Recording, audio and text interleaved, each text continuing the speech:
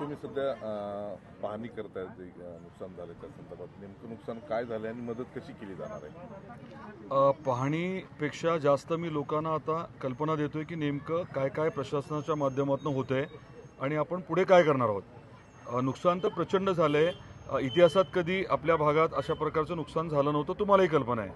आणि त्यामुळे स्वाभाविकच आहे की अभूतपूर्व अशी मदत पण मिळणं अपेक्षित आहे आणि मला पूर्ण खात्री आहे की मोठ्या प्रमाणामध्ये अभूतपूर्व अशी मदत मिळेल. पंचनामे व्यवस्थित करणं हे मला वाटतं अतिशय गरजेचं आहे. 100% पिकाचे पंचनामे आता होत आहेत, म्हणजे अगदी द्राक्ष कांद्यापासून सगळेच. आणि ते करत असताना खास करून जिथे जमीन खरवडून गेली आहे त्याचे पंचनामे पाणी ओसरल्यानंतर करायलाच हवे, हे मी आवर्जून लोकांना सांगतोय. कारण सगळ्यात मोठं नुकसान शेतकऱ्यांचं अशा शेतकऱ्यांचं झालेलं आहे ज्यांची जमीन खरवडून गेली. रबीचं लगेच हंगाम त्यांना काही पीक घेता येणार नाही, परत जमीन दुरुस्त करायला खूप पैसे लागतील. त्यामुळे सरकारी अनुदान, रोजगार हमी योजना आणि काही विशिष्ट मदत अशा शेतकऱ्यांना उपलब्ध करून देण्याचं आपलं नियोजन चाललं आहे. याच्या व्यतिरिक्त पीक विमा हा सोयाबीनसाठी खूप महत्त्वाचा आहे. कापणी प्रयोग आता होणार आहेत आणि आपलं जे नगण्य उत्पादन आहे ते त्या कापणी प्रयोगामध्ये स्पष्ट दिसायला हवं, जेणेकरून 30-35 हजारापर्यंत आपल्याला पीक विमा जो आहे तो हेक्टरी सोयाबीनला मिळू शकेल. दिलासादायक राहील. ज्या शेतकऱ्यांनी पीक विमाच भरला नाही असे 30% शेतकरी आहेत, तर त्यांच्या बाबतीत सरकार दरबारी आम्ही निश्चितपणे पाठपुरावा करू आणि मला खात्री आहे की सरकार त्यांना देखील काहीतरी वेगळी मदत निश्चितपणे करेल. तुम्ही सांगितलं की धाराशिव जिल्ह्याला काही वेगळी अशी मदत किंवा पॅकेज स्वरूपात काहीतरी मदत, त्याचं स्वरूप काय असणार आहे? मी सांगितल्याप्रमाणे आता जिल्हा प्रशासनाला ज्यांचं अतीव नुकसान झालं आहे अशा कुटुंबांची माहिती काढायला सांगितली. मग त्याचे काही निकष ठरतील आणि ज्यांचं खूप जास्त नुकसान झालेलं आहे त्यांच्या मदतीला आपण वेगळ्या पद्धतीने, मग अगदी काही दानशूर लोक असतील, NGO असतील, मोठ्या मोठ्या कंपन्या असतील, CSR असेल, वेगवेगळ्या माध्यमातून आपण या बाबतीत वेगळं नियोजन करणार आहोत. मागणी होती किंवा आता मागणी होती आहे की MRGच्या निधीमधून ही सगळी दुरुस्तीची कामं करावी, ती कशा स्वरूपाची असतील साधारण? नाही, मी आता प्रशासकीय बाबींवरती बोलणं योग्य नाही आहे, परंतु रोजगार हमी योजनेचा जो काही निधी आहे त्याचा या प्राप्त परिस्थितीमध्ये योग्य उपयोग करणं, त्याचबरोबरीने आता बऱ्याच लोकांना काम राहणार नाही, मजुरांना काम उपलब्ध करून देणं हे देखील एक महत्त्वाची बाब आहे आणि त्या बाबतीमध्ये आपण निश्चित लक्ष देणार आहोत.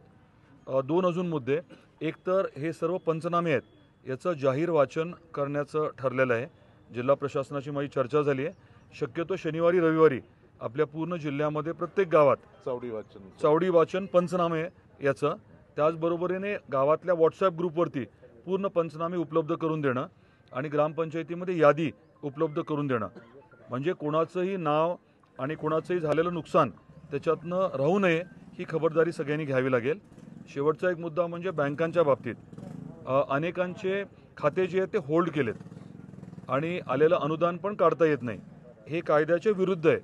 त्यामुळे आता जिल्हाधिकाऱ्यांना आणि LDMनाही बोललो आहे मी, त्यांच्या माध्यमातून सूचनाही गेल्यात आणि मी मंत्रालयीन स्तरावरती संबंधित सचिव आणि मंत्री महोदयांशी बोललो आहे. लवकरच त्याच्या बाबतीतला लेखी आदेशही येईल. म्हणजे माझं समजा कुठलं अनुदान असेल, घराचं असेल, निराधार म्हणून असेल किंवा आत्ता अतिवृष्टीचं, आता अनेक घरांच्या जिथे नुकसान झालं आहे 10,000 रुपये आज उद्या येणार आहेत, त्यांचं अकाउंटच होल्ड असेल तर पैसेच मिळणार नाहीत. त्यामुळे या बाबतीत पण आपण गांभीर्याने विचार करून कारवाई नाही, आता सगळ्यांना सांगितलंय. माझी आपल्या माध्यमातून जनतेला हीच विनंती आहे की कुठे आपलं खातं होल्ड केलं असेल आणि अनुदान जर आपल्याला बँक देत नसेल तर मग त्या मॅनेजर विरुद्ध तक्रार आपण तहसीलदारांकडे करू शकता, कलेक्टरांकडे करू शकता, संबंधित नेते मंडळी त्यांच्याकडे करा. आणि माझी मॅनेजर्सना, सर्व मॅनेजर्सना विनंती आहे की भयावह परिस्थिती आहे, अशा परिस्थितीमध्ये आपण संवेदनशील राहायलाच हवं. वसुलीसुद्धा आता होणं अपेक्षित नाही आहे. कुठल्या प्रकारची वसुली, आता जे अफेक्टेड लोक आहेत, पूरग्रस्त जे आहेत किंवा अतिवृष्टीने ज्यांचं नुकसान झालं आहे त्यांच्याकडनं वसुली होणं अपेक्षित नाही आहे. मागणी जी आहे ती ओला दुष्काळाची होत असली, मागणी कर्जमाफीची होत असली तरी सरकार जे आहे ते जे काय मॅक्झिमम आहे ते नक्की करणार आहे.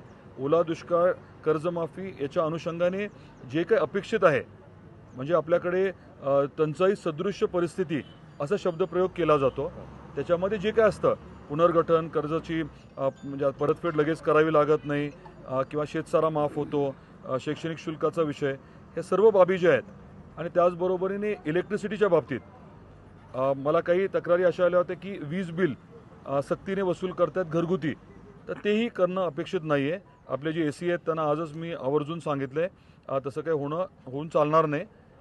लोक म्हणजे आता ऑलरेडी आर्थिक संकटात आहेत, म्हणजे अडचणीत आहेत. वसुली थांबवा असं सूचना नाही, सांगितलंय ऑलरेडी. आणि त्यांनी शब्द दिलेला आहे की खाली सूचना देतो आणि वीज बिल कुठलं घरगुती, ते घरगुती वीज बिल सक्तीने वसूल करणार नाहीत म्हणून.